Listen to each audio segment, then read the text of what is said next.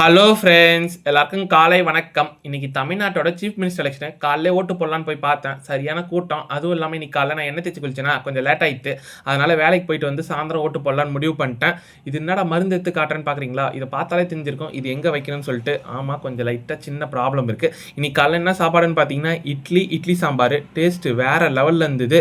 சாப்பிட்டு கம்பெனிக்கு கிளம்பிட்டேன். இன்னைக்கு அப்பா வந்து காலைல கொல்லிக்கு போய் கத்திரிக்காய் பறிச்சுட்டு வந்தாங்க. எப்பயும் அப்பா தான் கொல்லியில் போய் பறிச்சுட்டு வந்து அதை கட்டி வைப்பாங்க.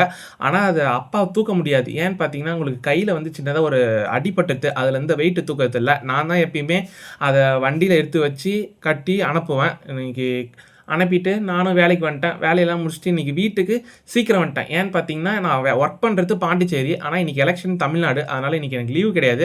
ஆனால் கொஞ்சம் பர்மிஷன் மாரி கொடுத்தாங்க. அதை இப்போ வந்துட்டேன். வீட்டுக்கு வந்தோடனே வேலையாக போய் ஓட்ட போட்டு வாடா அப்படின்னு சொல்லிட்டு எங்கள் அம்மா கார்டை எடுத்து கையில் கொடுத்தாங்க. நில்லுமா நானே வெயிலேருந்து வந்துக்கிறேன். செம்ம டயர்டாக இருக்குது.